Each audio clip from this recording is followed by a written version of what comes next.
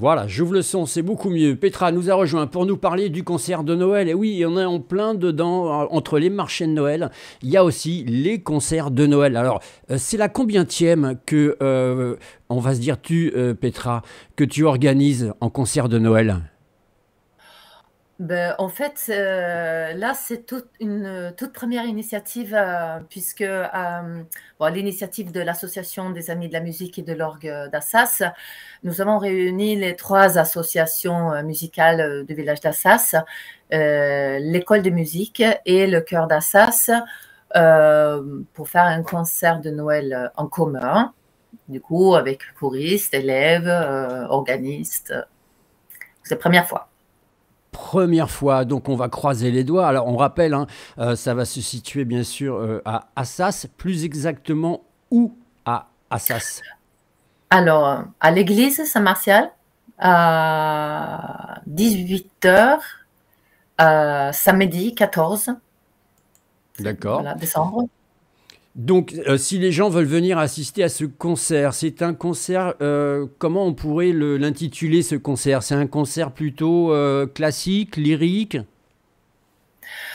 Euh, on va dire traditionnel. Il y a un peu de classique, un peu de lyrique, un peu de musique de film, chant traditionnel aussi.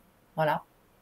Donc, les amis de la musique et des orgues d'Assas, ça c'est ce que tu représentes.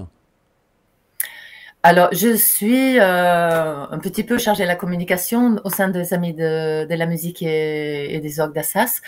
J'enseigne le chant au sein de l'école de musique et je dirige le chœur d'Assas, donc je suis un petit peu impliquée partout, oui. Alors, donc, il va y avoir des chanteurs et instrumentalistes de l'école de musique d'Assas, des choristes du chœur d'Assas, la soprano Petra Highlander, si je ne me trompe pas et si je la prononce bien, et l'organisme aussi, hein. Oui. Alors, l'organisme, c'est Luc Antonini et du coup, c'est lui qui est maintenant président de l'association des Amis de la musique et des orgues. Il a pris la relève de Monica Rutonoff. Voilà, parce que donc il y aura aussi de la musique d'orgue. Cette association ayant aussi pour but de faire jouer l'orgue, de le faire découvrir aux enfants et adultes. C'est un instrument qu'on connaît assez mal. En revanche, avec l'inauguration de Notre-Dame samedi dernier, Ouais. je pense que l'orgue a été un petit peu mis à jour devant un grand nombre de personnes. Donc, Alors, voilà. c'est vrai qu'on l'a, bien sûr, on a tous regardé Notre-Dame, cette réouverture, avec cet orgue qui est, on va dire, plus qu'immense, hein. Je pense pas qu'il y ait le même orgue à Assas, hein, sinon il y aurait une bousculade devant l'église. Mais c'est vrai qu'on découvre des sons qui sont complètement différents. Donc ce concert-là, il va durer à peu près combien de temps? On va dire une grandeur entre 1 heure et 1 heure et quart, voilà. Et donc du coup l'orgue, par exemple, ce qui ce qui se faisait souvent autrefois, c'était qu'on improvisait beaucoup. Maintenant, on improvise beaucoup, surtout dans le jazz, mais l'orgue reste un instrument où on est tenu à improviser beaucoup parce que bon, il faut suivre un petit peu la liturgie des fois et voilà, c'est vraiment quelque chose de particulier. Donc Luc va improviser des petites séquences sur le chant traditionnel Noël Nouvelé, par exemple, en alternance. Et puis, on fera chanter aussi le public, s'il veut, sur certains chants. Donc Euh, ça va être spectaculaire. Alors on va pas se mentir, Petra, tu as l'habitude d'organiser certains concerts. Là, c'est une nouveauté dans le sens où vous êtes plusieurs organismes à vous à créer ce concert qui va être un concert unique. Il n'y aura pas deux représentations, il n'y en aura qu'une. une seule. Et oui, c'est là ou jamais. C'est là, c'est exactement, c'est là ou jamais. On précise que c'est ce samedi 14 décembre à 18h à l'église Saint-Martial à Assas, facile à trouver bien sûr, à Assas aussi facile pour stationner, pour se garer. On précise aussi que l'entrée est gratuite et qu'il y a un fonctionnement au chapeau. Donc, j'ai envie de dire, c'est quelque chose qui revient assez souvent, ça. Oui, bon, il y a toujours des frais qui sont engagés quand on organise un concert, hein. Bon, et ensuite, bon, ça peut être avec les temps, enfin, problématique d'avoir des fois des entrées payantes. Et puis là, c'est quand même un concert populaire.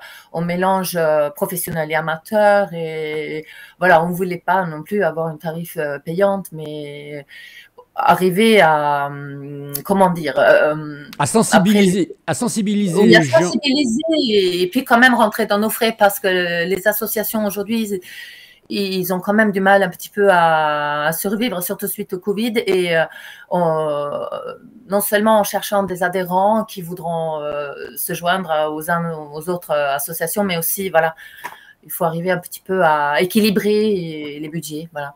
Et oui, et Dieu sait que c'est pas facile, c'est pas facile.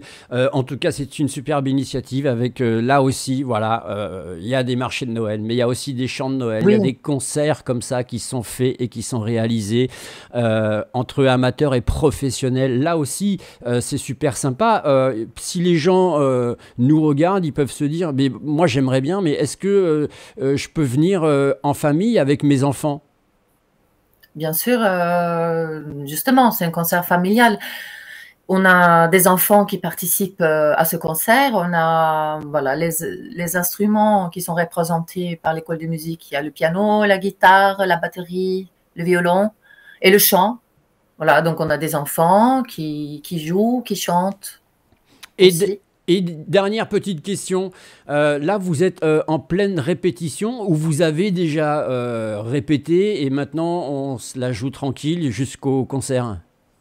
Non, c'est jusqu'au dernier moment. On répète aujourd'hui, ce soir, demain soir, samedi aussi toute la journée. On essaie de organiser entre les uns les autres des Et vous, plages horaires. et vous répétez dans l'église, sur le lieu? Oui, oui. Bon, on répète là en ce moment, oui, en vue de ces dernières répétitions, oui, pour avoir aussi à s'habituer À à l'acoustique? Ouais. l'acoustique et après à s'habituer aussi à l'emplacement et tout ça. Combien de personnes peut accueillir l'église peut accueillir combien de personnes? On va dire 90 personnes, 100 personnes. Enfin, c'est une petite église aussi. Bon, c'est une petite 100 église, 100 personnes. personnes. Si on fait complet, Oui. ça peut être bien quand même. Oui. Ah oui, on serait ravis. Eh ben voilà, le message il est passé, le rendez-vous qu'on vous donne, c'est ce samedi 14 décembre à partir de 18 h à Assas, facile à trouver bien sûr. Et puis bon, c'est à l'église, donc vous ne pouvez pas vous tromper. En tout cas, merci beaucoup Petra, et je vous rappelle que si vous voulez faire gagner un reportage à Petra pour son association, il vous suffit de taper le chiffre 3 en haut à droite de votre écran, et si elle remporte le nombre de votes suffisant, eh bien nous lui mettrons à disposition une équipe de journalistes, caméramans pour faire un magnifique reportage sur ce magnifique concert. Merci beaucoup Petra. Merci à vous. Merci.